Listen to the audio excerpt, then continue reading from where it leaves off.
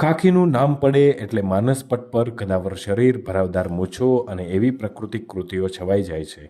પણ આ પોલીસ તંત્રમાં ઉડીને આંખે વળગે તેવી એક શ્રેષ્ઠ સમાજસેવકની ભૂમિકા ધરાવતા પોલીસકર્મી સાવરકુંડલા તાલુકા પોલીસ મથકમાં પોલીસ ઇન્સ્પેક્ટરના રાઇટર તરીકે ફરજ બજાવતા જયદીપસિંહ ગોહિલ છે.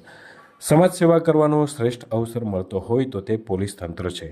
શ્રેષ્ઠતા સાથે કામ કરી અને દેશ સેવા સાથે પ્રાકૃતિક વૃક્ષો પ્રત્યેની અપાર લાગણીઓથી સભર જયદીપસિંહ ગોહિલ અમરેલી પોલીસ અધિક્ષકની ગુડ બુકમાં અંકિત થયા છે.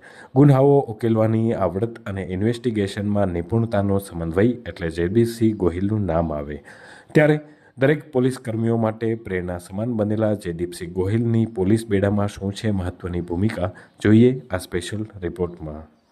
આ છે અમરેલી જિલ્લા સાવરકુંડલા તાલુકા પોલીસ મથક. સાવરકુંડલા તાલુકા પોલીસ મથકમાં ફરજ બજાવતા આ છે જયદીપસિંહ ગોહિલ.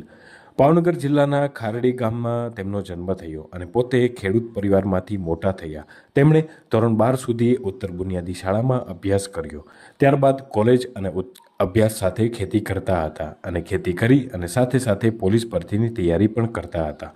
ખેતરમાં જ રનવે બનાવી અને અન્ય એસેસરીઝ તૈયાર કરી અને આખરે ખેતીની સાથે સાથે પરીક્ષા પાસ કરી અને સૌથી પહેલાં તેઓ એસઆરપીમાં ભરતી થયા. 2 થી 3 વર્ષ એસઆરપીમાં નોકરી કર્યા બાદ ગુજરાત પોલીસની ભરતી આવતા ગુજરાત પોલીસમાં 2012થી જોડાયા.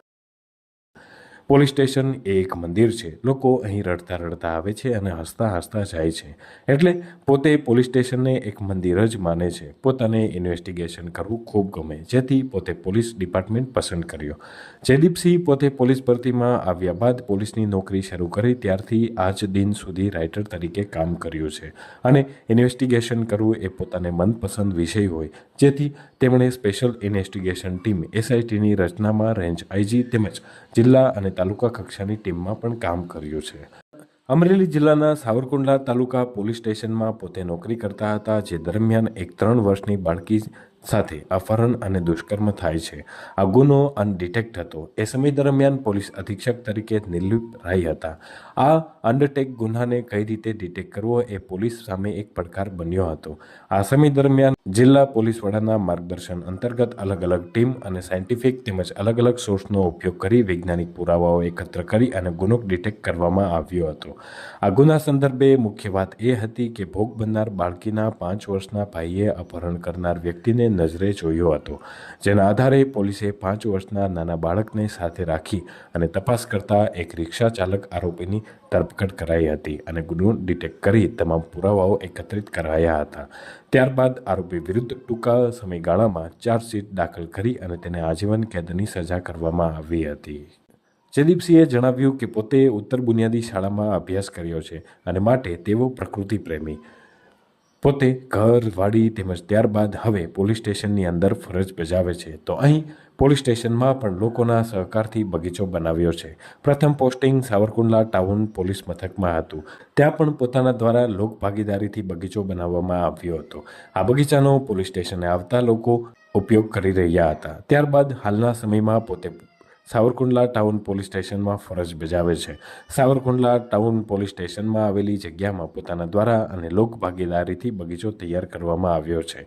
સાથે જ સાવરકુંડલા ટાઉન પોલીસ સ્ટેશન બિલ્ડિંગના બંને માળમાં અલગ અલગ ફૂલ છોડ પણ રાખવામાં આવ્યા છે અને પોતાના દ્વારા સવારથી સાંજ સુધી દેખરેખ અને જાળવણી પણ કરવામાં આવે છે. પોતે ખેતી કરતા હતા ત્યારે પોલીસ ડિપાર્ટમેન્ટમાં લાગેલા હોવાથી પોતાને વૃક્ષો, બગીચા સાથે ખૂબ પ્રેમ છે. પોતે ફ્રી સમય હોય ત્યારે પોલીસ મથકે આવેલા બગીચામાં કામગીરી કરે છે અને માટે જ પોતાના આ શોખને લઈને રેન્જ આઈજી દ્વારા તેમને પ્રમાણપત્ર પણ આપવામાં આવ્યું છે. સાવરકુંડલા શહેરમાં પોલીસની તૈયારી કરી રહેલા વિદ્યાર્થીઓને પણ તેઓ માર્ગદર્શન આપે છે. તો સવારના સમયે પોતે પણ ફિઝિકલી એક્સરસાઇઝ કરવા માટે દરેક વિદ્યાર્થીઓ સાથે રનિંગમાં અને અન્ય એક્સરસાઇઝમાં પણ જોડાય છે. તેમજ વિદ્યાર્થીઓને તૈયારી કરવા માટે તમામ માર્ગદર્શન પણ પૂરું પાડે છે. આ ઉપરાંત કોરોના સમય દરમિયાન પોતાના દ્વારા થેલેસેમિયાગ્રસ્ત બાળકોને તાત્કાલિક બ્લડ પહોંચાડવાની પણ કામગીરી કરવામાં આવી હતી.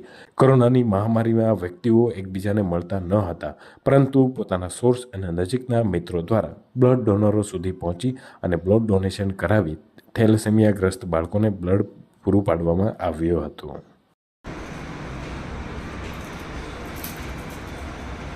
અચ્છા. હા.